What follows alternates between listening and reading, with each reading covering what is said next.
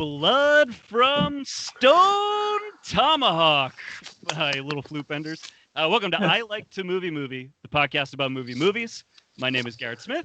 My name is Dan Scully. I can't believe we didn't immediately think of that rhyme because we have a movie with that rhyme. Great work, Garrett. Good work. I don't know how my brain got to that as late as it did. We are joined by Geoff Ryan, the director and I believe writer as well of Blood from Stone, which is a hi Geoff. Welcome to I Like to Movie. Welcome to the show.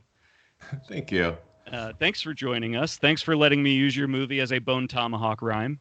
Yes, I love it. Yeah. So, wait, did you actually before the show give Geoff any background as to what that is? He has no idea why we're doing bone tomahawk rhymes. He's got none at all. Cool. We don't need to fill that in. No. The listeners know. Yeah. I'm used to being clueless. It's fine. It's all good. Geoff, thanks so much for being here. I want to make sure our listeners are aware of your movie as we start here, Blood from Stone, which has a 2020 release date on it. I just got to see it. I believe just is now available on Amazon Prime and some other places, right? Yeah.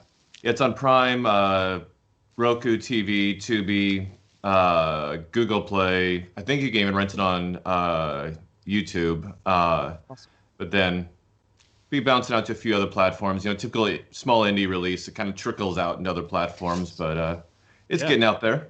Well, I think Dan and I will both, as we get into this conversation, heartily recommend this movie to our listeners. Definitely, look it up on Prime, wherever you can find it. Rent it, put your eyeballs on it, and then, come back and listen to us, hopefully get into some really good stuff about Geoff's movie here. I got to see this because my partner, Tori, who our listeners definitely know, she's been a guest on the show a bunch of times. She reviewed your movie for cinema76.com. When she gets screeners, I have the privilege of, living with her and getting to also watch them. And man, I really liked your movie so much so that we found each other and we're able to get you here on the show today. And I'm very excited to talk to you about it. Thank you. That's awesome to hear. Yeah, right. I watched it last night and definitely highly recommend. But I wonder if before we get started, can you just throw us a pitch, give our audience a little flavor here as to what this movie is? Funny enough, Tori was actually probably closest to describing it. When I first wrote it, and I was kind of telling some people about it, I would just say it's Leaving Las Vegas meets Natural Born Killers, but with vampires. Yeah. I would say that describes it perfectly. Great description of the movie. Describes it perfectly. Yeah. I forgot what I was going to say. Go ahead. What were you going to say, Garrett? That's a great description. On Letterboxd, I think I called it Leaving Las Fangus because I'm real cute. Yes. I do think that's like a great entry point to sort of start talking about the movie. And, I think it's why Tori and I both kind of latched onto that is kind of so it's a vampire movie, but, it sort of takes vampire mythology and uses it to tell a story about addiction and toxic relationships, and there's some hints of like colonialism. I feel like a sort of commentary on colonialism running throughout. There's like a lot of interesting things you're doing with vampire mythos that I don't know. I think when I sat down to a movie that I understood it to be Leaving Las Vegas with vampires. I didn't expect it to be all of these things that are not accurately described by calling it Leaving Las Vegas with vampires, right? That's a nice entry point into the movie. That's where we start, sort of in our first 10 minutes. And then, I don't know, I was very impressed by all of the places you kind of let these characters take the story as it goes. There's just an impressive amount of world building here through those characters. And I don't know, I'm very interested to talk to you about that. I appreciate that you two actually saw some of those layers, because it is very easy to take it as just a vampire movie. Yeah. That happens to be a little bit more of a somber and slice of life type of vampire movie. But the direction I took it was somewhat inspired by. So my first film was this another small indie called Frey, and it was about a returning Marine vet, and it got a great response. But it's not an easy watch. It's a film that a handful of even just people in my little circle would say I glad I watched it. I don't ever want to see it again because it's depressing, it's brutal on an emotional level. I liked Frey. Yeah. That's a cool movie. Yeah. And I mean, the response to it, people who did see it was super positive, but it's just like, it's not like, hey, honey, what do you want to watch tonight? Oh, let's watch this one. It's going to make us depressed for the next week. And so with Blood from Stone, you know, I always like to try and tackle heavy themes, stuff like that. But I wanted to try and do one in a way that actually would just be fun to watch, taking a little bit of inspiration from like Verhoeven, who, Yeah. I mean, not that this is anywhere near like a RoboCop or Starship Troopers or something like that, but like he was like the master of making a blockbuster with incredibly deep social, political, and just cultural critiques to him. I'd say that between this and Showgirls, you shoot Vegas very similarly. I think it captures that same Vegas vibe for sure. Yeah, and I mean honestly, like Verhoeven's one of my biggest favorite directors and biggest influences. Like the guy just really knows. He knows how to deal with such heavy themes and do it in a way that's palatable to a mainstream audience.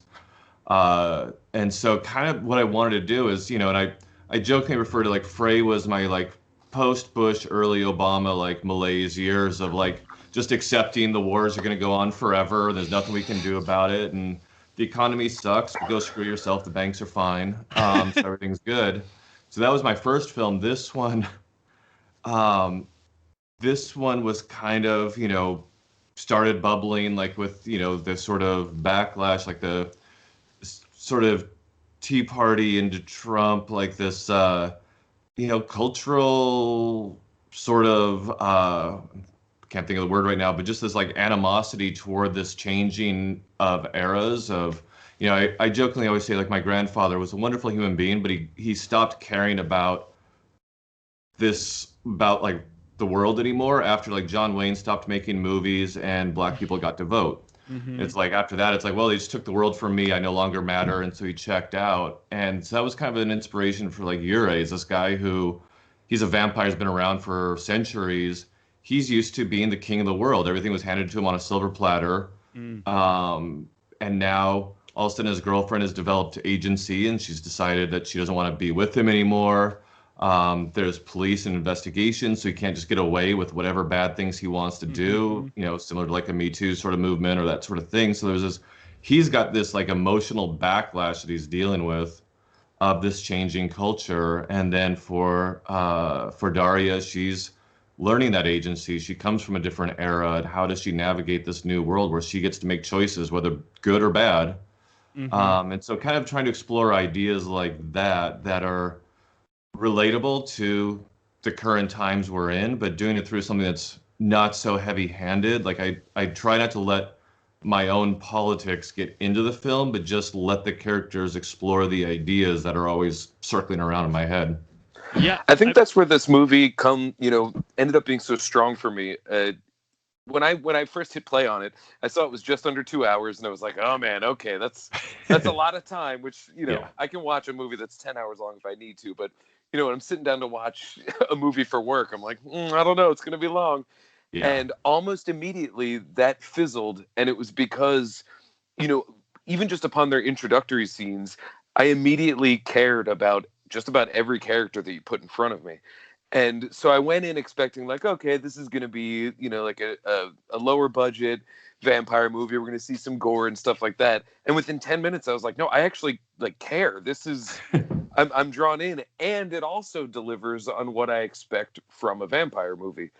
I mean, my immediate point of comparison was Only Lovers Left Alive, the Jarmusch one, which is a movie that I quite like, but that seems so interested in just playing with vampire mythos in a vacuum, and not really and like trying to be an anti-vampire, not like against vampires, but like an alt-vampire film where it's not. And so this actually takes the mythos, brings it into the character, brings it into this, the cultural commentary, and delivers a pretty wicked, gnarly vampire movie too. So yeah, my point just being really this exists on character. And I think that is why I'm going to think about it a lot. and look back on it and think about these characters fondly, because I immediately did care for them. Yeah, I loved these characters. Like, that is definitely one of my big takeaways from the movie. And by the way, like, very helped by great costuming.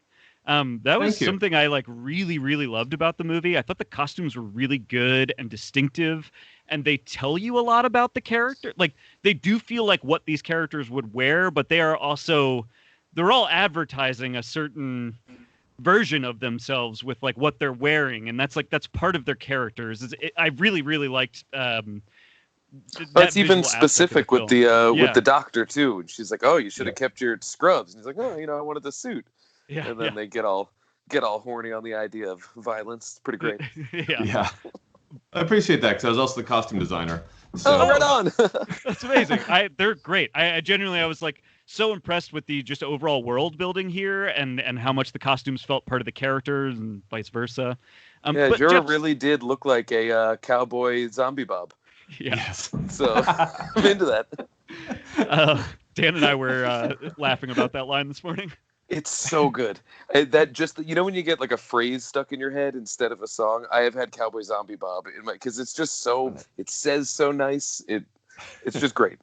It's employed in a great delivers it is so perfect. Mm-hmm. Yeah.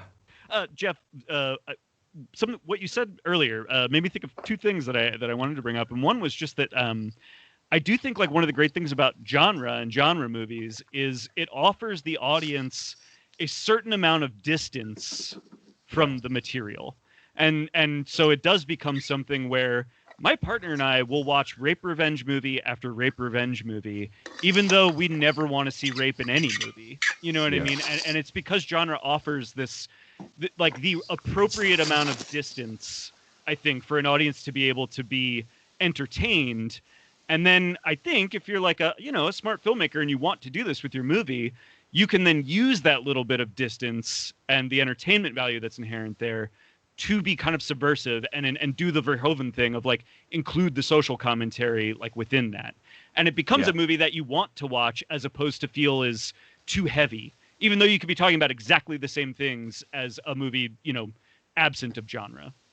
Yeah, that was kind of the point. Both, like I said, with that first film, I mean, one of my favorite messages I've ever gotten was from a guy who's an actual combat vet, and he emailed me, and coincidentally, his email it was like a Facebook message, but it came in the day that we arrived in Vegas to shoot Blood from Stone. Oh, wow. So just timing-wise, it was also kind of symbolic. But he sent this message to myself and the lead actress of that film on Facebook, just saying, "I want to let you know I haven't seen your film in 4 years, but I still think about it every day. Thanks so much for making it." Wow. And I mean, I cheered up. It was like, that's a beautiful thing to hear from someone. But as a filmmaker, I'm like, film that people will only watch once and never watch again is not exactly what my distributors want to hear. Yeah. And also, like, I just think, like you're saying, I mean, Verhoeven's a good example. But so many of the films I loved when I was like growing up that were, kind of led to my own taste in films like California with David Duchovny, Brad Pitt. I haven't thought of that in forever. I mean, such a fun film. Like, I've watched that one, Freeway, with Reese Witherspoon and Kiefer Sutherland. Freeway rules. Yes. Yeah. So good. Brittany Murphy in one of her most iconic, wonderful roles. All like films like that. Even The Cook, the Thief, His Wife, and Her Lover, which is so heavy. Georgie. Yes. Dude, that's I can watch those over and over, and they're dark and heavy, and there's like horrible things that happen to them, but there's one-liners that you want to quote. There's characters that you just love. I mean, Tim Roth in Cook, the Thief, His Wife, and Her Lover, I mean, it's such a small role, but it's actually one of my favorites of his, because he's adorable and yet he's horrible at the same time. So I wanted to kind of go back to those sort of roots and just play and have fun and make something that, if you want to just enjoy it, it's enjoyable, hopefully. But if you want to actually really dissect it and go into issues of colonialism and how acts of violence historically don't ever go away until they've been addressed, and they can actually escalate and create a resentment and,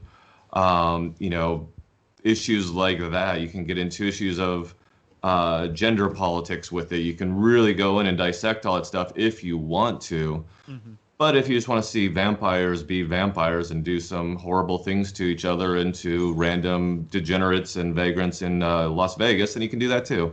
Yeah. It certainly caught me by surprise, like watching the malaise that our lead feels, just because like I am of the demographic that could inaccurately feel threatened by the way that just power is shifting. And and I see a lot of it in people like my dad, and he had a very similar reaction to, like, say, Obama becoming president, Yes. as I imagine your grandfather had. He was just of that thing. And so it was wild to see some of the malaise that I have to work not to feel and do the effort not to feel in this character who, surface level, is pretty scary and terrible. And so, but it was a great way for me to be able to identify with this guy, to be able to identify that monster within myself, and then choose a divergent path from that. And I was very surprised by having this thought process watching the movie, because once again, I was, feeling the characters and into it, and then suddenly I'm, self-investigating culturally.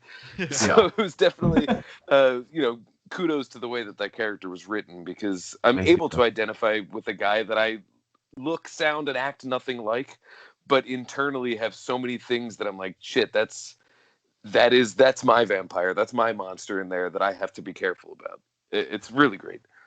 And Vanya was such a perfect find for it. Like, I'm still like grateful that he just entered into my orbit. Because to have this guy who, it had already been written with this sort of, there was the cowboy kind of Western film iconography that was kind of littered throughout it. And obviously, like, the rugged, individualistic, cowboy is kind of an American icon of that has, just like any stereotype, it has its positives and its negatives or whatever. And there's, so I wanted kind of a character that could embody that. And then with Vanya entering the world, and he looks like a Jason Momoa, like, Marvel superhero. That's like yet one more archetype that's being thrown into it, or a symbol of that ultra powerful, rugged individual that can just guide his own path. And so to deconstruct that through Vanya's performance was fun, and have this character who, like you said, he's coping with it, and he even, no spoilers, but he kind of finds a way to become the good guy in his own way, to actually do the right thing, and to make a choice that's based on the betterment of others and not just for his own selfish individualistic viewpoint that he's always, as a guy who grew up aristocratic, could go out on the battlefield, crush skulls like a kid in a candy store, and take whatever he wanted. He's never had to be accountable for anything, so that's his immaturity. He's never had to mature because he's never been accountable for anything. And now he's finally being held to account, and so it is about his maturing in a way, and the struggles that it takes to mature. So...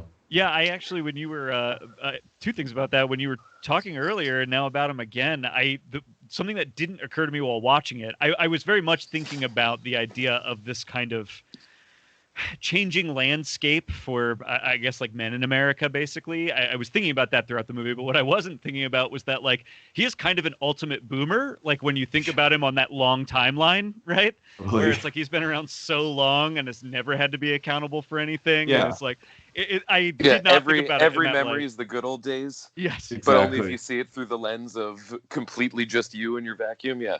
Yeah. He kind of reminded me of, like, your buddy's older brother who introduced you to some cool shit, and you would hang out with him, but then you'd be like, listen, we can't be near this guy, though, because he might draw us into something really dangerous. Yeah, he's like, like, it's cool, and I'm glad that I know about fish now, but we should get out of here, Like, he kind of had that vibe. Although I cannot imagine that he would ever listen to Fish. Yeah. If you ever want to have a wonderful time, check out Vanya's YouTube page. He's a phenomenal guitarist, and he does guitar covers. And he'll do, like, Phil Collins, or he'll do White Snake, or he'll do, like, and he's amazing. Fucking love Phil Collins. I need to watch him playing Phil Collins. Oh, man. And Vanya's really, like, he was like this rare find, because he walks in and, he looks like a big giant meathead. Yeah. And as a good friend of mine said, he's like, usually when you see a guy like that, he spends so much time on his body, he hasn't really developed the mind. Yeah. Vonnie is brilliant. He does special effects on the side. He's toured like international as a musician. He's been a professional dancer. He also did MMA. Like he's just a well-rounded guy. So he's kind of a perfect find for this guy who maybe hasn't matured, but he has been around centuries. Like he knows a little bit about everything. He's worldly. Yes, he's very worldly, right? It's like which is not necessarily a sign of maturity, but he's cultured in a sense, right? Yeah. Yeah, and then also there was this sense of from again just with when Vanya kind of entered my orbit during the casting, it was just like I started seeing the character. Like, he allowed me to see my character in a new way. Yes. It's interesting that you say that, because before we started recording, Garrett and I were talking about it, and the main question we wanted to ask you, which you've now answered without us asking, was, did you write this for this guy? Because the symbiosis between what's on the page and what he's doing is flawless. Like it seems like it's written for him. Yeah, I mean, Nika was not only does she play Victoria, and she's an amazing actress that I've known for a while, but she was also kind of my casting director on it. And so when we were at the casting, he walked in. And we finished with his. When he walked out, the first thing she said to me, she just turns and looks at me, and she's like, I think he might actually be a vampire. Yes. At the very least, he's a cowboy zombie Bob. He totally is cowboy zombie Bob, but he's the sweetest guy, and you just want to like hug him. It's like he's just like this, just a wonderfully, genuinely sweet person, which was so essential to the character of Yurei, was this guy who can be a monster, and yet in the next moment is literally this like lonely little kid that just doesn't understand why he doesn't have any friends. And he perfectly embodied that. I was so fortunate to find him for the film. Yeah, I like when Dan and I were talking about it, I was like, I mean, did he write on the page that he's a hulking like sex machine, or like does this Hulk walk through the door and he's like, okay, now I go back to my script and he becomes the Hulk. It's like, because it really feels like something about his size and stature feels baked into the character.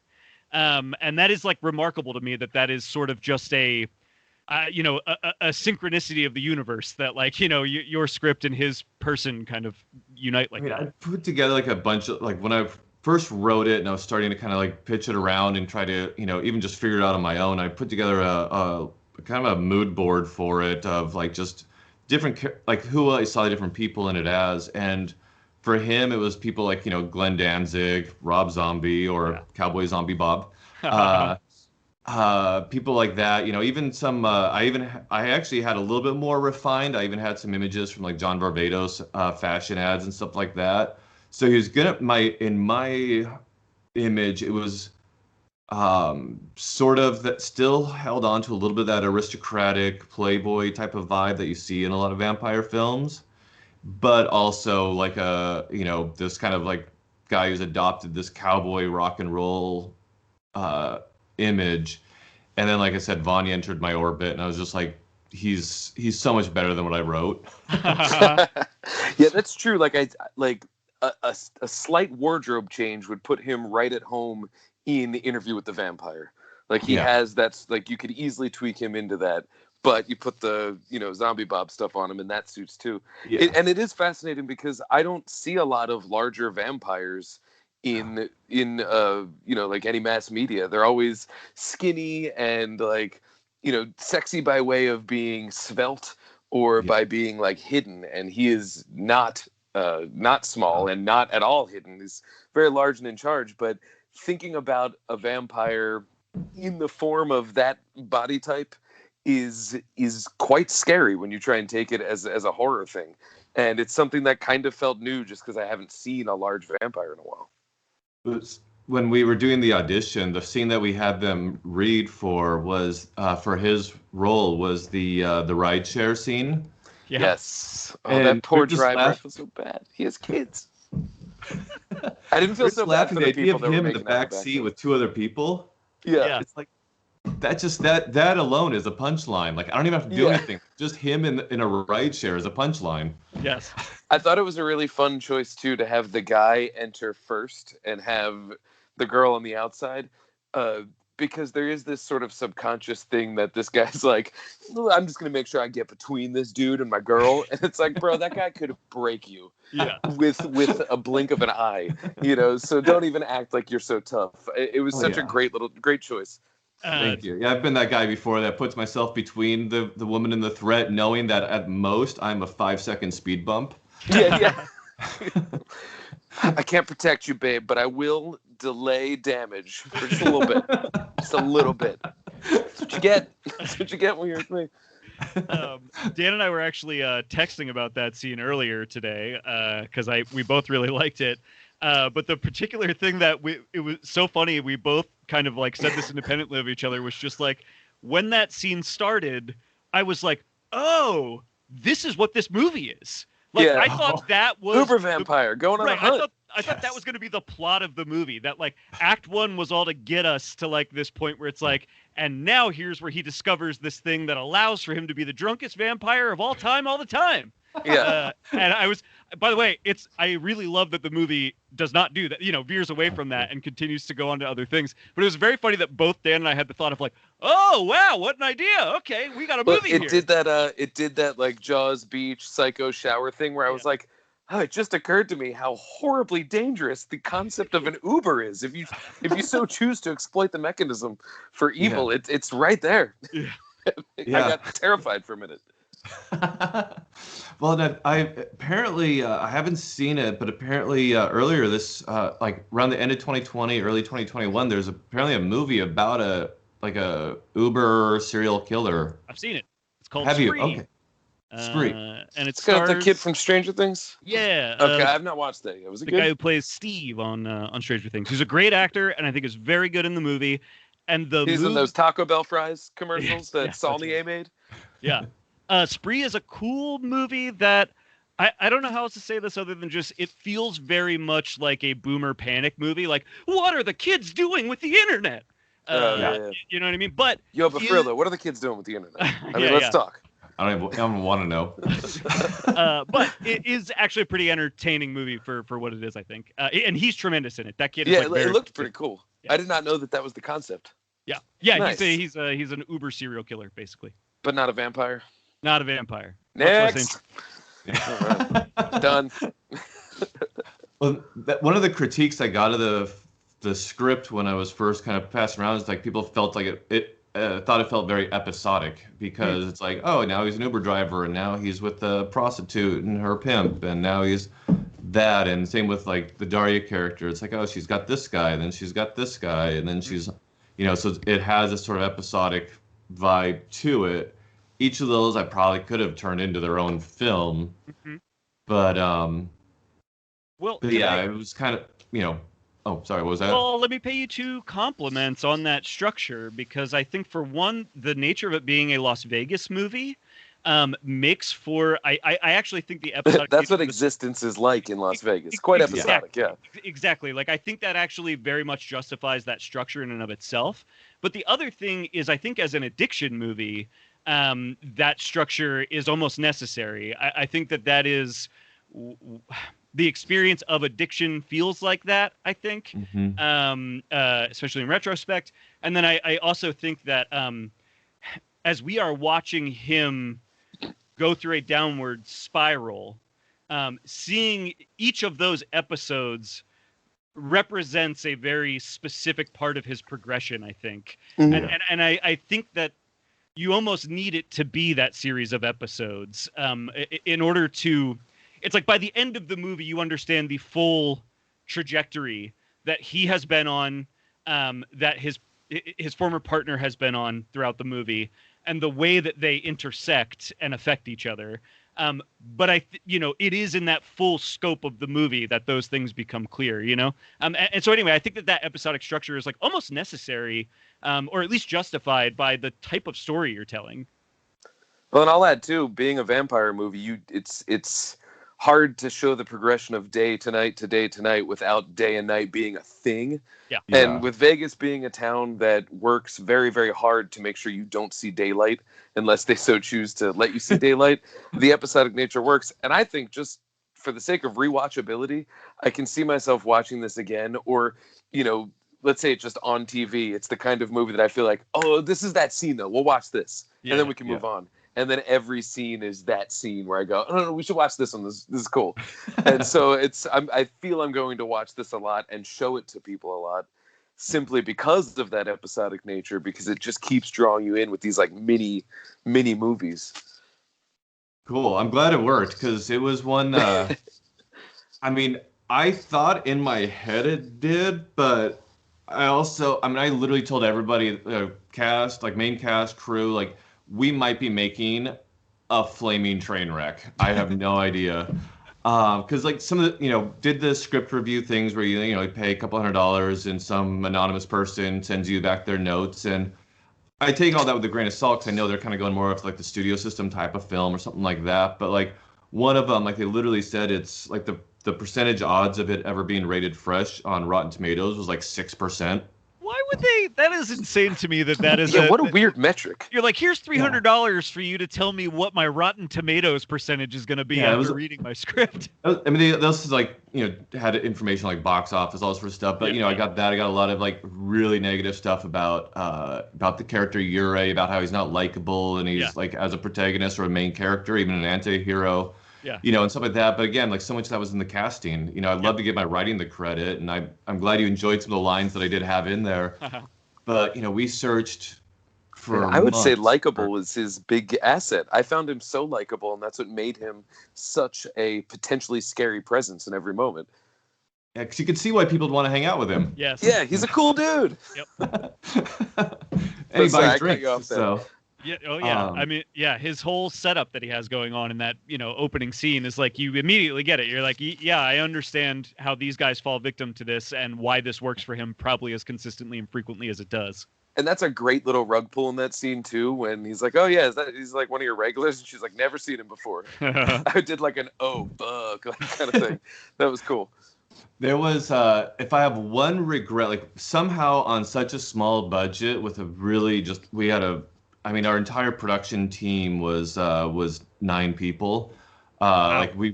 It was like very like a lean production, and somehow we pulled off that like this insane 2-hour film. There's one shot I still regret not being able to get, and we just ran out of time. The sun rose was a location we only had for that day, but in that bar scene, I wanted to have, as he walked off, we were going to have him put the bodies into the dumpster, and then I was going to show that there was just going to be like about like 3 or 4 other parties that had been there before that one that we saw, and just show this whole thing, which is then a call to like the next scene when she asked him how many he had to drink, and he's like, I don't know, 7 or 8 or whatever. Yeah. And show that there was like at least 8 to 10 bodies in that dumpster that he'd gone through that night. Yeah. And I never got around. We didn't have time to get that shot. And I still regret not being able to have that. I felt like that would have been a nice little button on the end of that scene, then go into the title sequence. I understand the regret, but I think the movie, I gathered that without having to see it, if that makes sense, right? That's good. I'm glad it still worked. Definitely gathered that, because in the dialogue they do talk about how he's kind of been there all night, and and he's evidently quite wasted. Yeah. So at least when he's found in the alleyway there. You also, Geoff, you just said something which was another thing I wanted to ask you about, which is how small the production was. Because watching the movie, another thing I really liked about this and was impressed by is, and I don't know how else to say this other than like, it watches really well. And part of that is like very good editing and pacing, I think, throughout, but also like it's a really good looking Vegas movie, as Dan kind of said before. There's certain things you're doing occasionally where you're kind of just letting me, almost psychedelically enjoy the way Vegas looks when I'm a little bit wasted in the middle of the night, kind of wandering the streets, right? Like, it's not necessarily the most glamorous view of Vegas, right? But it captures exactly what she said, and exactly what I love about like being in the center of something like Times Square, where you go, it's 2 a.m, but it looks like daytime. Like that's, I think that was very well captured in there. But it's like still like we're never really on the main strip. Like you're not going to see Treasure Island. We're in that like scummy off strip area, which is the place to be. It is, if you ask me. It's definitely more fun down there, and that was part of like in the writing process. I mean, what was it, years ago, I was doing a little commercial shoot, and we were in Laughlin, Nevada, which is like, it's like a little baby like stepbrother to Vegas that they seem to just have forgotten about in about 1992.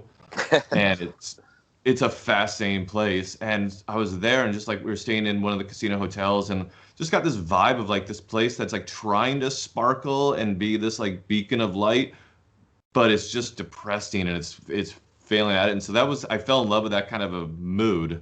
So when I wrote this, I had that mood in mind. And then in the location scouting, like, I mean, Michael Caradon and I mean, we made, I don't even know how many trips. It was like 7 or 8 trips to Vegas over the course of about a year, just building relationships, trying to find a casino that would let us shoot there for, a couple shiny nickels that we had to offer. 'Cause we just, I mean, a lot of those places, they'd be like 10 grand an hour or something, or, that sort of thing. I'm just like, how about that for a week? How's that sound? Yeah.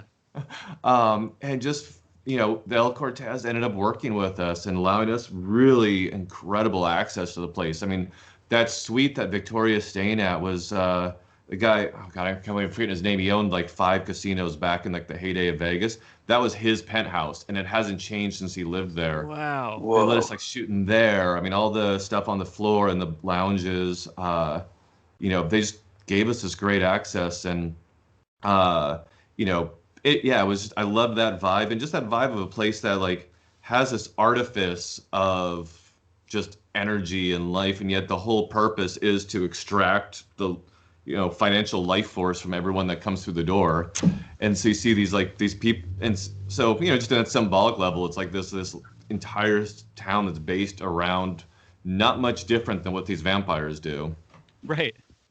Oh yeah, that's true. When now I'm going to forget the character's name, but the sister, when she Victoria talks about the village that they live in, the way that she describes it sounds like the way a high-ranking Vegas guy would describe just like the people coming in and out. And she's like, "Oh yeah, that was a great and chilling touch." Anytime she's like, "Oh, there's refugees. It's like a buffet," and that is very, Vegas is a buffet town, but like, not only do you eat at buffets, but in a lot of ways, like you said, you are the buffet.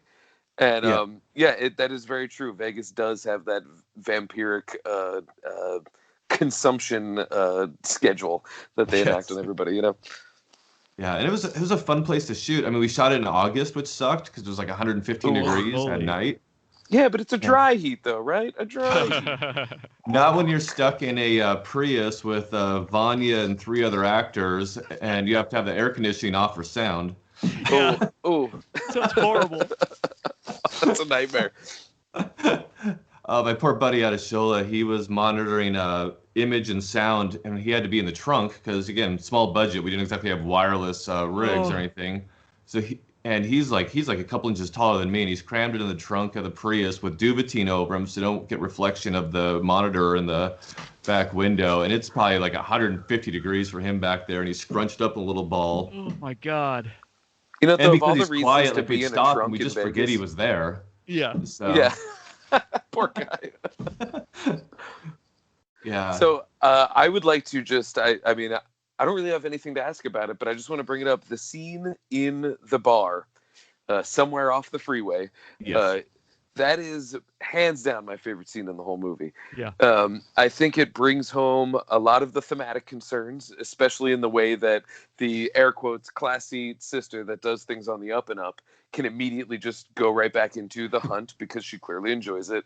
I love just the towny style of this bar, but more so than anything else, and it feels like I love Tales from the Crypt, and it's such a Tales from the Crypty kind of thing to have 2 vampires shooting the shit over mugs of blood. Absolutely fantastic. That's one of that scene is the thing that I'm going to look back on the most. Oh, that warms my heart. 'Cause that's a scene that if I was to say I had a really indulgent scene in the film, that's the one, because it's a long dialogue scene.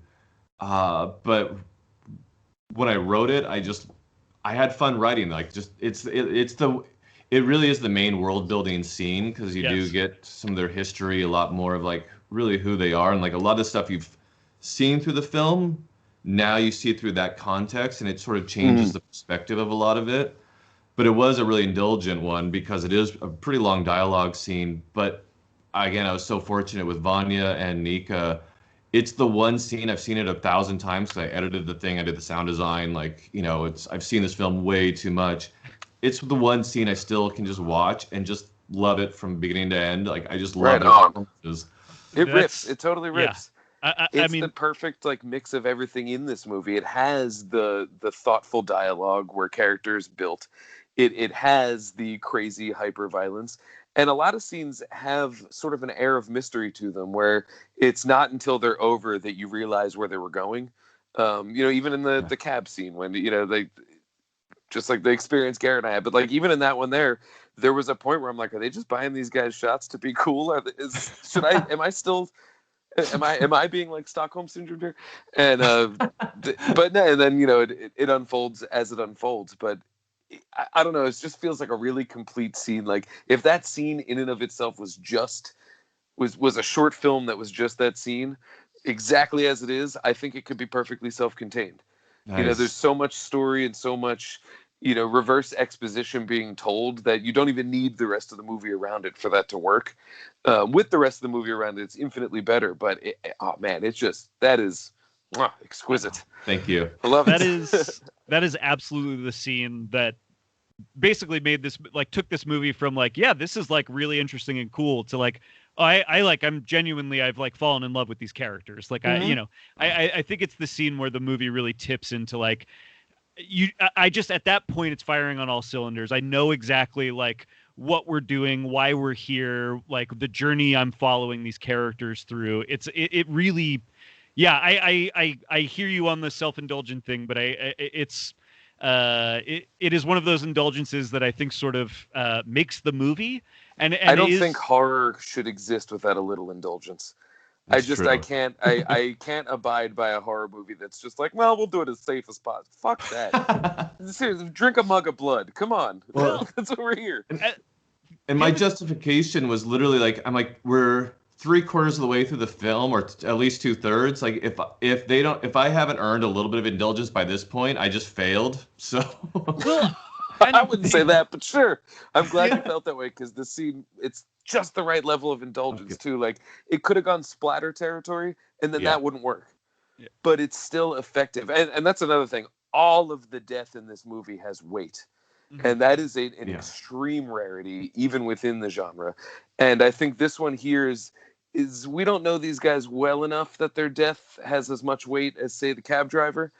But at the same time, they're developed in such a way, like the guy saying, hey, I don't want that shot, things like that. Those tensions exist to the point that, like, you sense the loss, even though these are just like a bunch of towny drunks. So yeah, I think that indulgence works. It doesn't go into splatter territory. It stays on brand with the film, but serves a gorehound like me in the sense of what I come to expect from vampires being in a movie. Yeah, it definitely escalates a little bit of the gore in it for just that little fraction of a second where it's like, oh wow, they're like, she's really brutal. Yeah. And that's the thing. It really speaks to the hypnotic nature of Jura because he's able to convince, I'm saying again with air quotes, convince his sister to do this awful thing that she seems to have evolved beyond, but maybe not. And it just, I don't know, it speaks to both of their characters without either of them outright being like, ooh, I kind of feel like killing, It works. It's very organic. Well, and it also, I mean, there's something very interesting about their relationship too, where, if we're going back to talking about this in the context of, Yuri as a man having to like come to terms with or take responsibility for some of his actions, one of the things that the scene reveals is that like he's got family that has protected him as well, and like will continue. We're cutting you off. That kind of shocked me. Yeah, I was like, I guess he's just robbing people, and it was like, oh no, he's a fucking trust fund vampire. Exactly. Well, and you also get the impression that like he's been told he's gonna be cut off many times before, and he knows he can play puppy dog with wounded leg, and they'll allow him to crawl back. It's like there's some very, very interesting. I think that scene is just very revealing of Yuri, and also gives us this amazing other character. It's not like it's her only scene in the movie, but it is her time to shine. Nika Petrova, is that what you said her name? Petrova, yeah. She's like wonderful in this. I think her role is so interesting. I love the way that you stylized her. Yeah, great hair. She has the sort of what would you say, like lesbian new wave glampire thing going on, which is totally a thing that exists in movies, and I love that it's a thing that you could point to and be like, yes, there's like 4 movies about that character. You know what I mean? And they're all made by Verhoeven, so good work. Yes. I think she like really stands out in that scene, and it's just that scene, and I think that independent film is one of the places where these kind of indulgences wouldn't exist actually in a movie with a larger budget or made by a studio, right? Like those kind of indulgences would be stripped from the movie, and in a lot of cases maybe for the better. But I think that there is something, that's where a lot of artistry comes through, I think, in some of those indulgent moments. And to me, that scene really makes the movie. It's the glue that holds it together. Thank you. Yeah, it was. We had a lot of fun. I mean, they drank so much of the fake blood on the night. They were a little ill, and I think poor Vanya went through 2 packs of cigarettes during that night. Oh my god! So I mean, everybody was like, they were both just like wrecked by the end of that. So literally, the dialogue scene was an entire night of filming, and we had 2 nights in that location, so we did all the other stuff in one night as well, which was a little intense. But and. With Nika as the Victoria character, and we just had so much fun putting that character together on she did so much of the personality. Like when I saw that crazy jacket she's wearing that scene, like I saw that at I actually found that at a Goodwill here in Los Angeles, and I just looked at him like, this is coming in. I sent her a picture of it, and she was like, I don't know, it looks like too much. I'm like, I'm bringing it over, you're trying it on. And as soon as she had it on, it was just like, oh, this is Victoria. It's like, ooh, I feel like a vampire. Yeah. I wanted to ask about the soundtrack because I left my Shazam running, and multiple times a band came up called Snakes. Yes. And so I have been listening to Snakes all day today. Can you tell me about them? They're fantastic. Really fantastic. And it's like that kind of like twangy, bluesy, crunchy rock that just is my jam, always has been. I've never heard of them. Where did you find them? It's George Cessna's band. George Cessna also has I have one of his solo songs in there. And I literally just found his stuff on Bandcamp a few years ago. Nice. I love, I used to be that person that go through like the bargain bins at CD stores and just see what was in there and buy like 20 CDs for like $3, and then just find like 9 out of 10 were trash, but every now and then you find a gem. Yep. Oh, yeah. So that's how I got into Jonathan Richman. What was that? Yeah. That's how I got into Jonathan Richman and the Modern Lovers. Nice. I got them at like a $2 grab a stack of CDs at Tunes thing. I listen to them all the time. And it's just, there's so much talent out there that just never gets discovered. And so like he's one that like he's done phenomenal stuff, and then also found out because it was like the name rang a bell, but I'm like, I'm just thinking of the Airplane. And then do you know David Eugene Edwards from 16 Horsepower or Woven Hand? No. Another like kind of country rock, but like on a whole different level. He was in a band called the Denver Gentlemen, and he was in that with George Cessna's father. So even though George Cessna's young and his band Snakes, like they're all young dudes, like you're talking about a guy who basically grew up in like a country western home. Nice. So that's where like that he sounds like he's pulling from like the Jimmy Rogers era, like that old era of country, but really updating it. Yeah, phenomenal musician. It's fantastic. I've been listening to it all day. And I'm going to look up Denver Gentlemen just because that's the best band name I have ever heard in my life. They're fun. They've got like almost like a cabaret country vibe to them. Oh, cool. Yeah. They're a fun one. I genuinely thought it was an original score because, so it's all the same artist. That makes sense because it has a sort of distinctive sound. That's only like 2 songs in it are Snakes. Okay. I found there's P. Lion was in there. Who's that? Was it P. Lion and Cell? Those are 2 other ones that came up on my Shazam. Who those are? I mean, Shazam's not always to be trusted. Yeah.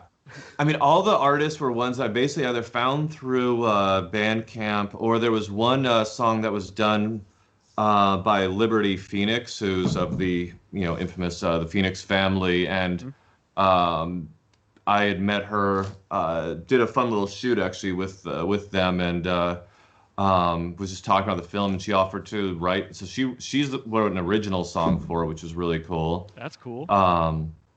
And then I had that Paladine, which is another band you should totally check out, female singer. And it's like if Joan Jett had like a cowboy country band. Okay, that sounds very into that. What was the name again? Paladine. And so finding the music for it.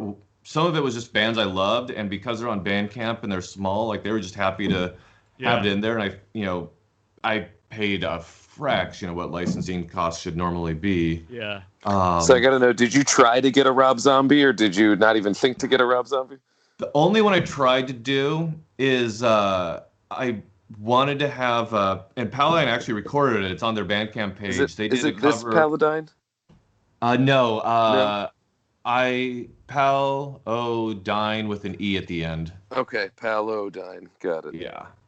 They did a cover of Bela Lugosi's Dead for me. Oh. I mean, not for me. I brought it up and they just went out and did it. Nice. Cool. And I just couldn't get the rights to Bela Lugosi's Dead, but I wanted to do that as both a tribute to the Hunger with Bowie, yes. and also just because I love that song. Oh yeah, that song rips. I gotta watch The Hunger. That's been on my list forever. I knew that the Victoria character must have like a little bit like come from a love of that movie. I knew it. Yeah. Are you familiar with Habit at all? The Fessenden vampire movie? No. It sort of does a similar thing with the idea of like, it's sort of similar to the idea of this guy getting these dudes drunk before drinking their blood, but less in terms of like booze and blood, and it more tries to relate the onset of turning into a vampire with the onset of alcoholism and codependency. And that sounds cool.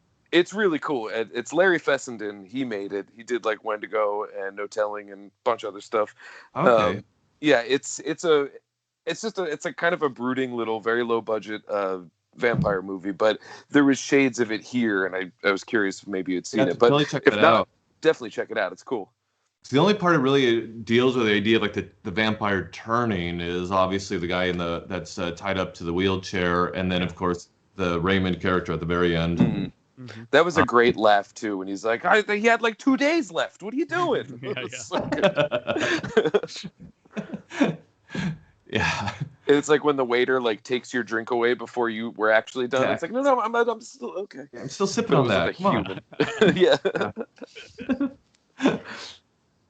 And that location had all the taxidermy in it. Like really? That location had all that taxidermy in it. They actually had so much. I removed some of the taxidermy. I mean, that's how taxidermy stuff typically is. There's usually a little too much. If someone's got a deer head, it's like, okay, that's neat. You're a restaurant. But like when someone has like more than one, it's usually more than 30. And it's like, okay, I get it. Yeah. I get it. And it was you like amazing. stuffed animals. Most have been left out in the desert outside the house. It was like all sun bleached from the desert and stuff like that. It was like really, some of it was extra creepy looking, but it was like a phenomenal spot. Yeah, that's amazing location scouting to like not have to dress to have your set not need to be dressed, and it's exactly like what it needs to be for that scene. It's like It was actually because I'd written it. I'm not overt in the script, but I'd written like he's obviously squatting in this place, like this isn't his home. Yeah. And I'd assumed it was like an elderly couple that lived there, and when I was writing it, and so we found the place was an elderly couple that had it. They were actually moving out at the time, and so a lot of their stuff wasn't there, but the stuff that they weren't going to be bringing with was still there. And then just a Goodwill run to populate it with a little bit more trinkets and stuff like that, and that place was pretty much turnkey location. That's incredible. I love that you sourced a lot out of Goodwill.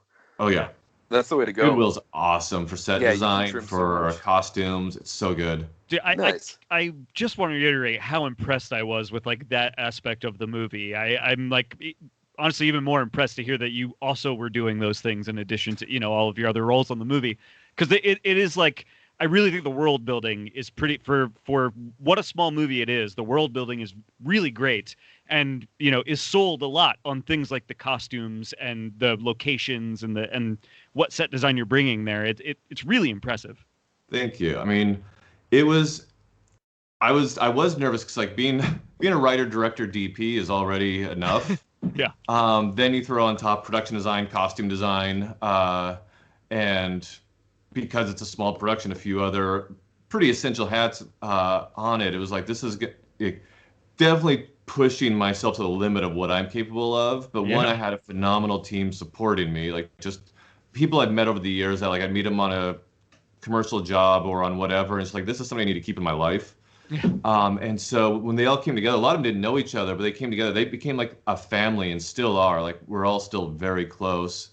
But they were so amazing for it. But then also it's the only film I've ever done that I storyboarded beginning to end, shot listed, storyboarded, and had a production Bible with every single scene in it broken down for pages of like every asset needed for it. Because I knew like day one, I would forget which end it was up. And I just had to have it all laid out. Even just stuff like why I chose a shot the way I did. Because like when you're in that moment, you're just like, wait, why did I want to go close up here? What did that mean?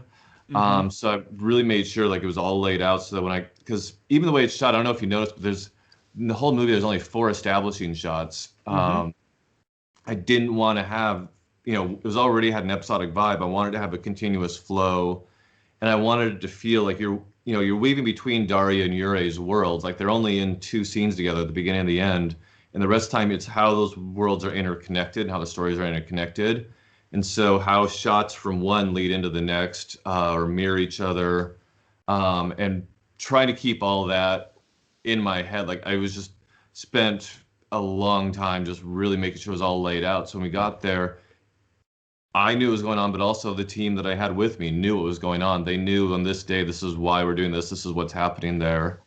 So somehow we pulled it off. I have a making of video I'll send you. It's like, ooh, that'd be great.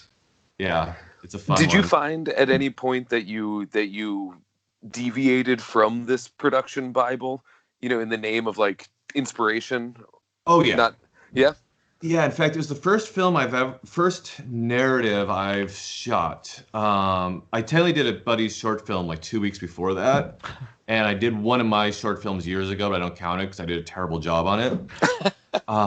But I was spoiled, like a little bit of name dropping here, but I mean, I grew up with the cinematographer Jaron Blaschke, who did, The Witch and The Lighthouse, stuff like that. Oh, wow, so yeah. He shot my last film. He shot all my narrative stuff over the years. Well, he was making a little movie called The Lighthouse when I was doing this.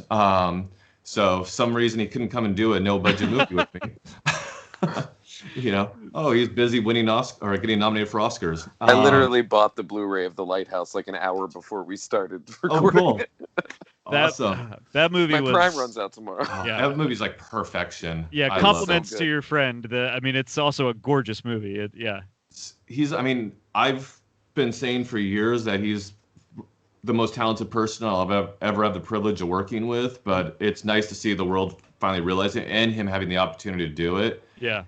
And I have to say, like his and Egger's next film, like they just wrapped shooting it. Oh. I haven't seen it. I've seen a little bit of what he's gotten to share with me, but what they've accomplished with this one, it's gonna be mind bending. I'm very excited about this movie. God. Yeah. It's Sweet. like, well, some of the stuff I won't give.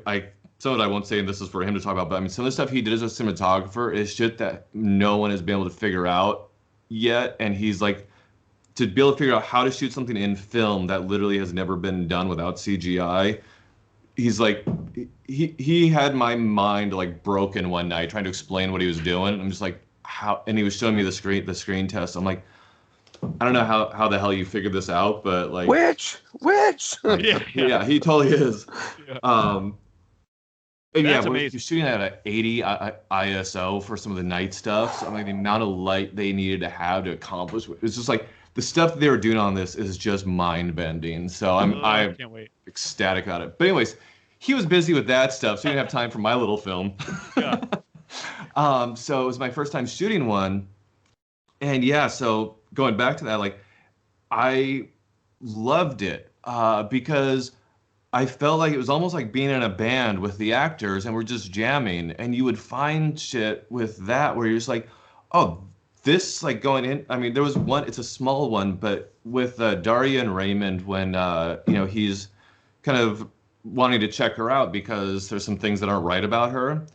And she leaves and she goes into the kitchen, and then he gets up and joins her, and they have that embrace, and it's a very pivotal moment for those two characters. I had that whole scene shot list of how I wanted to do it. We had a last minute location scene for her apartment.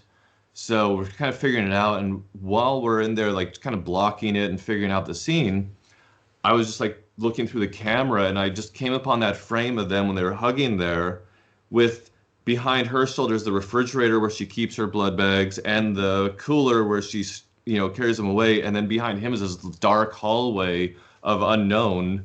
And I'm just like, this scene literally this one shot symbolizes their entire narrative. And I literally just found it on the fly. That's so incredible. Cool. That's like, oops, thematic density. Exactly. What are you gonna do? That's so cool. There was plenty of that. Like I love, and it just helps keep it alive when you allow the actors to really be on the fly, improv. I mean, for both Gabby and Vanya, English isn't their first language. I mean, technically for Nika also, because she was born in Moscow, but she grew up in London, so for her, it's her second language, but she has a mastery of it. But for Vanya and Gabby, it's not their first, and so the way I write some, it's a little too flowery or whatever. So it's like for Vanya, it's like make it your own. Yeah. And some of his improv is some of my favorite moments in it. And same with Gabby, Gabby's a little much more subtle actor, which really works for her role as Daria. But yeah, letting them kind of find those ways, and then with myself as the director DP, I would just make sure that as the camera operator, I was following and doing that right, so that it gave them that chance to really explore it and do what they needed to do. So I love that. I love that kind of the almost the old Bob Ross happy accidents approach to filmmaking. Yeah, because I've talked to filmmakers that some of them are like, no, the script is law, the shooting script is what we're doing, storyboarded, done. And I've talked to directors like yourself that it's like, we let it flow. And I've seen both methods be very successful and very, very shitty. And so it's I guess there's really no answer as to what's right, but I guess that really speaks to the family element of your team. Yeah, it is. And for me, it all comes down to, does it feel alive? Does it feel real and believable? Even if it's a vampire movie, if I always feel like if it doesn't feel, if the audience is aware that these are fictional creations while they're watching the movie, then I have failed. I want it to feel like you're in a real world when you're watching it, not some construct of my imagination. So that's why I like to let it be alive, because in those moments when an actor discovers something, or even small little details, like my Prius, the headlight kept going out, and so I was like, I actually love the idea of the ride share having one light out, and so I have 2 tickets for having a dead headlight, but I kept it that way because I wanted to have the ride share have one light out, so that when he's circling around, you just see this car in the distance with one headlight, shit, here he comes. the things we do for art. That's amazing. My Prius still has blood stains in the back seat. That's funny. So you're not going to become an Uber driver anytime soon, is really the... No, not with that car. Yeah. Not with that car. Jeff, if I got into an Uber and it was covered in blood, and I was like, what is this? And the driver's like, no, I swear I make movies. I'd be like, pull over, man, let me out, because I just don't buy it. Yeah, it's not good for my dating life either. Yeah. I have one. You want to be in a movie? I make movies. Yeah. Never say you want to be a model or you want to be in a movie in a dating. It's already hard enough to get a date to the back seat, and then when there's bloodstains all over, it's even harder. Yeah, tough to do. And a Prius is not a sexy car to begin with, so no. I like a Prius, though. I don't have a car, but so who am I? But still, yeah. What They're was very functional? What was John Del Colo's joke? Look, I don't want to tell you a sob story, but my sob broke down. Oh, John Del Colo. I miss him. The best. Yeah. He's still alive, to anyone who's listening. Yeah, it's not me saying that he's dead. I just haven't seen him in a while. Jeff, I had one more small process question. I'm just always curious about this. What was the shooting schedule like? How many days were you shooting? Was it tight, long? Initially, Michael did the normal, we'll do it. It's an indie. We'll do it in 14 days. I'm like, no, that's not going to happen. We have more than, we ended up, by the end, it was 28 days. Okay. And we got a house that we all stayed in Vegas. The entire crew, and then Vanya and Gabby, and of course Nika was not only an amazing actress in it, but she was also production coordinator and was kind of like my right-hand person in terms of keeping track of props and wardrobe and so much more. She kind of became the house mom. Like, we all stayed there. It was very cult-like. We were just like this family living in there, and we'd go off and make a film all night, come back. The neighbors thought we were insane, so we'd come back like 8 or 9 in the morning and be out by the pool drinking and partying for 3 hours, then go to sleep, and then get back up when it got dark and go back. Oh yeah, I guess it's all nighttime. See that? Yeah. Oh wow. Yeah. You have to be vampires essentially. Oh, totally were. Which myself and Jeff Black, who did the original score, like, we are vampires by nature. Like, we just like daylight creeps us out. And he's also a Geoff, so it gets confusing. But yeah, he's a good friend who also phenomenal musician who did the original score. A lot of the electronics and the banjo and lap steel. Okay, yeah, that stuff is phenomenal. By the way, I loved the score for this movie. Yeah, really, really great. It was like, we had fun, like, I mean, because I had the idea, and like, I kind of want it to be like these pulsing, sparkling synths, but with like the old Western, like, because it's kind of like their two worlds. It's Daria's world of like the Vegas sparkling lights, but it's got this cold detachment to it, and then Vanya's this really rootsy, old school sort of thing, and so blending those two worlds together, it was fun developing that whole score. That's cool. But then, so we had the house, and it was, we were in Vegas for about a month. We would drive down to Laughlin for the days that we shot in Laughlin. Like, the movie theater scene is in Laughlin. The river run is Laughlin, because Vegas doesn't have a river. And what else? There was one other thing. Oh yeah, a lot of the ones that are driving through the desert, those were in Laughlin, because I just liked the roads and driving down there better. But yeah, so we did it all there, and then we had about so that was 24 days, and we did 4 days in LA. So the hospital scene, both the interiors and exteriors are LA. The hotel room where the character Mike gets killed by Daria, that was LA hotel room. And what else? Oh, the restaurant at the date night that she has is LA. And the apartments that she picks up the kids, and the kids that are in it, those are in LA as well. And was your schedule like all pretty contained, or was it spread? Okay, yeah.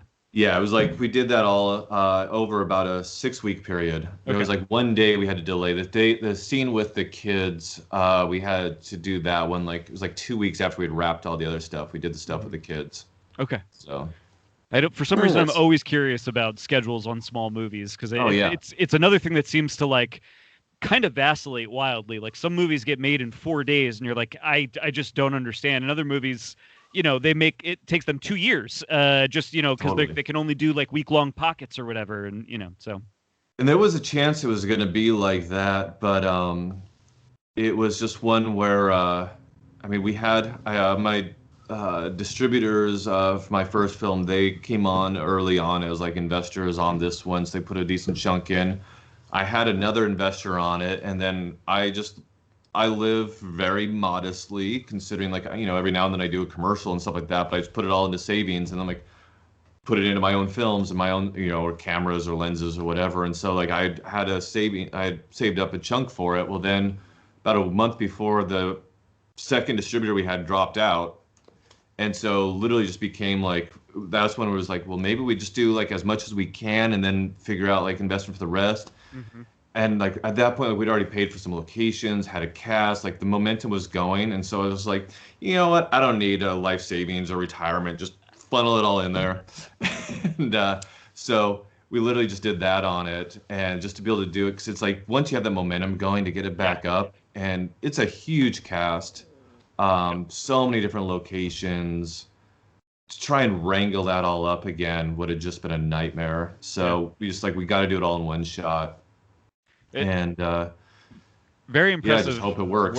I mean, it's like all of that paid off. This to me, this is like one of those. I don't know. You get like a screener, and you're like, well, let's see. And this feels like it's a 50-50 anytime a screener comes through. Yeah, and this is one of those just like very. I don't know how to say this without kind of sounding insulting, but like very complete movies that feels like a great calling card for like a new voice. You know what I mean? Like I really liked this. Thank you. Yeah. Yeah. It was kind of kicked ass. Thank you. Yeah, Frey was one. I'm super proud of Frey, and it was very much it is what it is, and it's people seem to have liked it, and it was important for its time. Mm-hmm. Unfortunately, it's still relevant because our wars don't end. Right. But with this one, like it was really like this was me making the type of film I would want to watch, and so I'm glad I'm not a crazy person, that other people actually like it too. You might still be a crazy person. It's just there's more of us around. Yeah. True. That, and I definitely am. Yeah, that's wild that you went from potentially 14 days to 28, because everyone I know that has ever made a movie is like, well, we wanted 50 days, but they gave us 3. Like it goes, it usually goes the other way.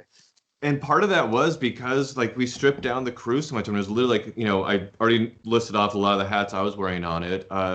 Jeff Black, who was the composer, was also my sound man on it. Oh, wow. Adeshola, who close friend, also roommate. He was camera, lights, all that. My buddy Steve came in, was boom up and helped with props and PAing type of stuff. Sarah, who plays the girl in the car in the ride share scene, she's in that scene. She stuck around for the whole month and ended up, she was doing like script supervising. She was helping with props and costumes, stuff like that. Nika, who plays Victoria, was our production coordinator, who was in charge, like, making sure people showed up on time, stuff like that. So it was and then Alethea did all the hair and makeup, including prosthetics and special effects. Wow. So just a super tight, and then Michael, the producer, that was our entire team for that whole shoot. And so, like I said, I'll share with you the behind the scenes, like that last scene where we're shooting like Vanya going down Main Street in Vegas and the cop cars. Like there's just like a handful of us running around. I've got the camera like right here operating, and I mean it looks like we're making a student film from the outside, but then fortunately what we got on camera, like just knowing how to make what ends up on camera not look like a no budget indie. Like I wanted to make sure it actually felt like, if it's going to be out there, like the audience doesn't care that it was no budget, so I didn't want it to be something that the audience had to suffer for the fact that we had no budget. Genuinely, it feels like one of those movies that, and this is dating me a little bit, but like, you find in the VHS rental store, not really, none of that information. It is just another tape on the shelf, and just like totally works, and years later you find out like, oh, they made that with $10. You know what I mean? Yeah. Yeah, this was definitely one. I mean, it wasn't like a nothing budget. It was not a story of like, Primer or like early Rodriguez talking about how I made it for, 50 cents or whatever it was. Yeah. We had, an amount of money that, most people would be like, oh, that's a lot of money in terms of like, I could buy a car and a few other things with that type of thing. But so it's not like it was, that scratch and claw, but it definitely was, maybe like the catering budget for an A24 film or something. Right. But we have a friend who's currently in production or in like just about to start production for a movie, and he always shares with us, little details and things like that, and even financials. And he lists these sums of money that is more than I will ever hold in my hand and likely in my bank account. But in terms of a movie, it's like that's gone in 2 days. It's really fascinating to hear the numbers. I mean, Jaron was talking about on this one, his camera test for this new film that he and Robert just did. He said his camera tests were bigger than any budget of any film he'd shot before. That's wild. Just to like film camera tests, or what was it? They had a false negative COVID or false positive COVID test and had to shut down. It was like $250,000 for the day. Oh my God! Lost. That's insane. Like just the amounts of money are just obscene that go into these films. But then, some of these films also then make obscene amounts. Of money. There's just so many moving pieces to making a movie. There's just so many moving pieces, and like I've only been adjacent to productions. I've really only ever worked on like 2 or 3, and it is. And my day job, I work in logistics. And so watching, like macro level logistical things, what you do feels impossible to me. It truly is movie magic. And I think it takes a passion. And so, it is just, I don't know how you do it. I did another film. It was one I was hired to do, but I did another film shoot recently. And one of the PAs on it was like, he felt like really inspired by like what we were able to accomplish with a small budget and all sort of stuff. And he's like, it makes me really want to, he goes, I was always on the fence about whether I wanted to do it. And I was like, I don't know if I feel good or bad about inspiring you, because this is a shitty industry and it will rip you apart. Yeah, you got to be. That's why, see, I'm a writer. That way there's no budget and then I just give it to somebody else to make. Yeah. Totally. That's it. It's brutal. I mean, Jeff Black, the musician, like he hadn't been on a film. I mean, he's toured the world with bands and he's been a tour manager and stuff like that. So he knows organization, knows all of that. And even he was just like, he's like, the name of your movie is more fitting for the process than it is for the actual movie itself. Yeah. That's so funny. That's funny. That is a great name too, because I love the idea, impossible to get water from stone and all that, but it's vampires, so blood's from stone. Blood from stone. Fucking love it. Yeah. Very cool.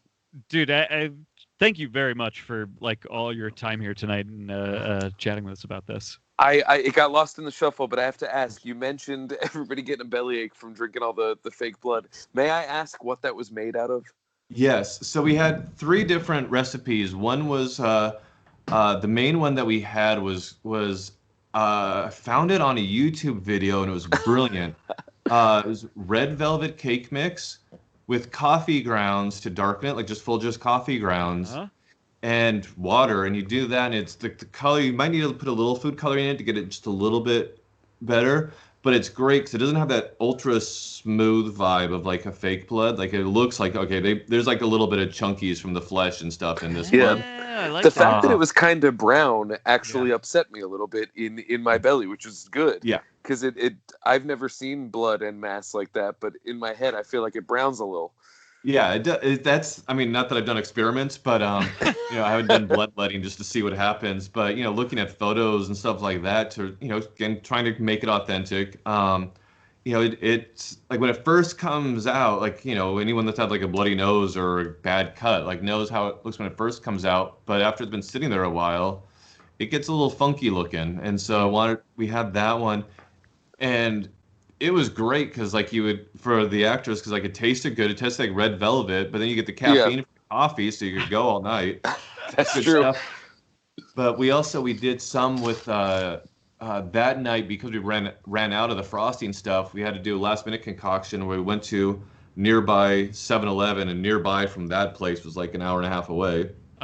And it was also like 3 a.m, so we found a 7-Eleven, and it was like margarita mix with a few other things thrown in, and that's the one that was just like the sodium and just drinking red velvet all night. Now you've gone on to like tomato juice with like just a ridiculous amount of sodium, and it was just nasty, very vile. Oh yeah, so boy, that sounds bad, especially after with a belly full of cake coffee. I was just gonna say, you've already got the sugar caffeine going on in the belly, and then oh boy. But the red velvet's cool too because it doesn't stain. It's not like a lot of fake bloods will stain and stuff like that, so it doesn't stain. It's really cheap. I mean, we'd make like a jug of it every night because Vanya, every time he was shooting, poor guy would just be doused in blood half the time. Yeah. I mean, Alethea would joke. She's like, the first night, like we were doing makeup, I was being really careful. By the second night, I would just put on a rubber glove, slap it in the blood bin, and just smack it on him a few times, and he was ready to go. Yeah. I mean, it always looked great. I love the image of him coming into the liquor store late at night looking for the stuff from the old world, which is a great refrain, by the way. Like, it's from the old world. But him just walking in completely covered in blood as if it's nothing. Blood that's clearly coming from his mouth area. So anyone looking at it would be like, that fucker bit somebody. That scene was actually the catalyst for the whole film, by the way. Really? How so? Yeah, when I was, this is how long this thing's been fermenting in my head, and I just never found the right outlet for it. Because, like, there's so many great vampire movies. I just was like, every time I'd have an idea, I'm like, it's either it's been done or I'm not going to do it. Like, it's not new enough to, like, merit adding to the canon or adding yet another vampire movie. But yeah, when I was in high school, actually, senior year, at a convenience store and had the automatic doors. And this one, like literally, if I walked up to it, it would not open. My buddy walked up to it, it would open. And so that became our joke that I was a vampire. Yeah, I like and that. so we were joking about doing like a way back then, like a story about like an alcoholic vampire who gets frustrated because he can't get into the liquor store. That's so funny. And so you have to kill somebody and wave them in front of the camera just so he can get in front of get into. Like, it was like we were joking about that way back in high school. I love that. That's wild. That's fantastic. A great story. That's yeah, I love that. I mean, I really like the way this movie is kind of playing with some of that. Like, if that idea is not new, it's very new to me. I had never thought about the idea before that if a vampire wanted to get drunk, they could literally use the blood alcohol content like to do, you know what I mean? Like if it's been done before, it's new to me. And it like, just that simple little idea, I was like, yeah, of course there's a whole movie about this. Like that is such a great thing to explore. I would say the same thing for the hand warmers. Yes. That's something that I've never seen in a vampire movie before, but it makes perfect sense. Even on like something like True Blood, they would often remark like, "Ooh, you're cold to the touch," and that show was like very sex forward, at least for a while. And then everyone got superpowers and it fell apart. That was a very. It was almost like humanizing. You know, yes, literally she's trying to be more human, but like it was humanizing for her. Like, I need to be warmer. I need to appear more human. It was just a very cool ritual that is everyday life for a sexually active vampire, and I never would have thought of. Right. Really fantastic. By the way, I want to pay Gabriella Toth a little bit of a compliment here too, because she's like also tremendous in this movie. Yeah. Her character arc was so unpredictable in a really, really interesting way. Like as her story continued to unfold, I don't know, I just kept thinking new and different things about her and how I felt about her and her role in this story. And I she is so good. I just wanted to make sure that we got that on mic as well. Yeah, seconded. And I really love that her development is, you constantly check back on the sequence of her jogging. Yes. And I love how that's like the, whether she's going to eat the guy who's fishing or not is like the metric of where she stands. And we keep checking in on that moment. Very well done. Thank you. Yeah, she was another one. It's funny, the family I kind of used as a reference for the Alilovic family, which is, Ure and Victoria and their mom and dad who are referenced. I was based on the Bathory family, Elizabeth Bathory's family. Mm-hmm. Oh yeah, there was a mention of Bathory in the dialogue, wasn't there? Or am I thinking of something else? I feel like there was. Might be something else. I don't think I mentioned it, so I don't know. But found out after I cast Gabby that she's from Hungary. She grew up like a 10-minute drive from the Bathory Castle. So it's wow. Oh, wow, your ancestors were probably blood victims to the Bathories. Right on. And not right on to that, but right on to the connection. Yes. So she brought such a level of authenticity, having grown up in a village in Hungary, to really that girl who comes from a different place, a different time. And there's such a subtlety, like she can say so much with her eyes. And that role could easily come across as very regressive because, it's a girl that only finds happiness in other men or in men. Mm-hmm. She's always like looking for the right guy, that sort of thing. But in the context of a woman who comes from another era, who's trying to figure out who she is in this new era and exploring that sense, and even through her discussions with Victoria and find that, just maybe I need to work on myself a little bit or that sort of thing, or just find myself more. So exploring that, but also, kind of playing with the tropes and wanting to do a little deconstruction. Like she comes, at first she's introduced and you're like, oh, like a little bit of the damsel in distress type of vibe. Then as the movie goes along, you realize no, she can handle herself. Yeah. And she's not necessarily a victim of others. She's also a little bit, there's a bit of a self-destructiveness in her own ways as well. Her own willingness to not, her wanting to be normal and disappear is keeping her from who she actually is. Yeah, well, I mean, without getting into too much detail, so that the audience can enjoy it. I was so interested in that. Like, honestly, my initial impression of her was like, oh, she's like a new vampire that doesn't like it. Like, she's found out 2 weeks into this that it's like, oh, this sucks, But obviously, as the story goes on and continues to unfold, we find out a lot more about her and her relationship to vampirism and thus her relationship to humanity as well. Like, there's so much more to her character as it goes on that I thought was very like, I mean, the whole movie is very human. For a vampire movie, it's like a superhuman movie. And her character in particular, I think, is so human in such a recognizable way that, for one thing, I think you definitely avoid some of the, some of the negative perceptions maybe you might initially have of a female character like this in a movie.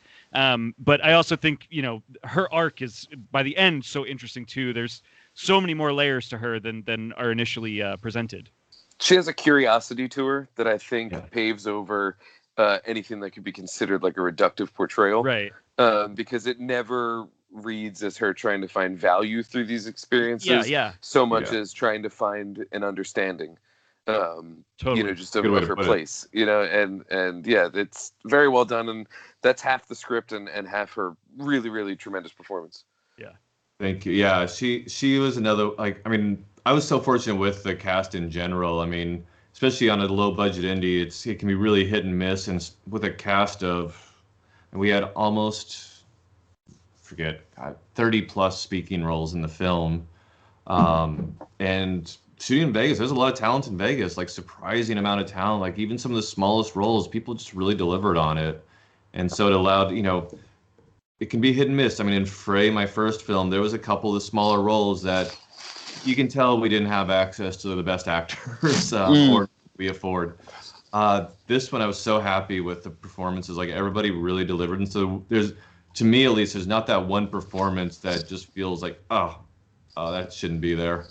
I mean, even Eric Cotty as Raymond, is that character's name? Raymond. I mean, he's so funny in such a particular and peculiar way that, like, really, I think it's like, he's a supporting player, I would say, but not a weak link, like, in any way. You know what I mean? It's like he is great. The whole movie gives off the sense that there is a full character there. Yes, when he could just be a piece of plot motivation. Right. And but no, I get the sense like when he's like, oh, you really should go to the doctor and let me do some tests and check you out and all that. Like I did believe that was a genuine moment of altruism, and like it came from the way he performed his character up until then, that I just felt like he was a real guy and not just next in line. That was both as a character and as a casting. Like that was a hard one to find just the right guy, because I wanted somebody that felt like a real doctor, not like a TV doctor that's like Mr. Charisma and cool, but like a real doctor who just loves being a doctor, and he's a total antisocial nerd. And also being the antithesis of Yurei. Right. And so, like, this guy who's, like, the exact opposite of Vanya in both physicality and personality. Mm-hmm. And so it kind of worked in that regard of, like, somebody who's trying to escape the life that she had. Why should we be drawn to this guy who literally is a nerd who just wants to make people feel better? Hey, he's the opposite of ego and selfishness. Yeah. Well, his very genuine nature makes what she is trying to find in him that much more believable and interesting, I think, right? But to your point, it's just like even the small players in this movie are like really doing great work, and it sells the whole world of this movie. Even when I barely knew him, when he just kind of like goes like, okay, and then decides to ask her out, I'm like, yeah, bro. Yeah, dude, believe in yourself. I felt like yeah, man, you're worth it. Do it. But also I was like, she's a vampire. This could go poorly. Yeah. We've all been there. I've been there many times. I'm like, this is probably a bad idea, but yeah, let's go out. He's very relatable. Well, cool. I mean, thank you so much for having me on. Obviously, I love talking about the creative process just in general, but it's fun talking about this one. I'm really glad you both enjoyed it and found so much value in it. Very much responded to this movie, man. Like, great work. It's definitely the type of movie, like I said before, that I'm going to enjoy watching other people watch, which means in the future, there's plenty of room where I'm going to be showing this to people and being like, yo, you want to check this out? Because it's certainly the kind of movie, too, that, like, you want to see a movie that no one's ever heard of that you're going to love? Blood from Stone, and then it spreads from there. But it's definitely very cool in that sense, and I very much enjoyed it. And to remind people listening, like, it's available right now. But find it on Prime, find it on YouTube, wherever you can find it. It's you can watch it now. Yeah, check it out and get at us too. Shoot us a message. Let us know what you think about it. Yeah. Geoff, we lost your audio again. We lost your audio again, Geoff. Uh-oh. It's all right. We'll get him back. Vampires. Hey. I love this. It's all right. I've noted the time. We'll make this work. Oh, good. Are we gonna do like plugs after we disconnect, or do them in? I think we can get Geoff to plug here in a second if we can just get that audio back. Do you want you and me to do our plugs after we disconnect? We can, I have that's some extra fine. things Yeah, that I want to. that's fine. Cool. Sorry about that. Am I back now? You nailed it. You nailed Yeah, it. You're back. sorry about that. That's All all right. Okay. Take a second to tell people like where they can find you, on the internet if they want, like all that kind of stuff. Oh, God. I mean, I'm terrible about being online, but I mean, Twitter, Instagram, it's GeophRian. It's a phonetic spelling of my name. So Geoff Ryan on those. Blood from Stone, you can find it on Facebook, Twitter, Instagram, just bloodfromstone_movie.com. But the website also has everything, including the trailer, links to where to watch it, reviews, images, info about the cast and crew, all that good stuff. And that's just bloodfromstonemovie.com. So that's where you can find it. That one also, like I said, has links to all the places to watch it. Within the U.S. If you're overseas, then I don't have those links on there. But yes, that's the place to find it. And I honestly, I love hearing what people have to think about it, even if you don't like it, because honestly, I like to hear that too. And nothing anyone has said so far is worse than what the voices in my own head tell me about my work. So. Sure. Heard that. Is there anything like on the horizon we can look forward to? Actually, funny enough, you had mentioned a certain type of movie that you enjoy watching earlier, and I have one. The script is ready, and we've gotten the budget, and we're doing location scouts, still doing the fundraising for, but it's very loosely inspired by Epstein's Ranch in New Mexico. Whoa. And it's a revenge story. Whoa. That's a really pretty, hoping to get that off the ground. Pretty good sell, just that loose basic concept there, gotta tell you. Based on the script from the handful of people who have read it, they said it's the most fun of it. Like it's both the darkest material I've ever gone into and the most fun of anything I've ever written. So we'll see how it comes out. I love a good revenge story, my friend, and that sounds like a great person I'd like to see some vengeance upon. So yeah, I'm in. Yeah, it's a little bit of like the the Epstein stuff with the 1% versus the 99%.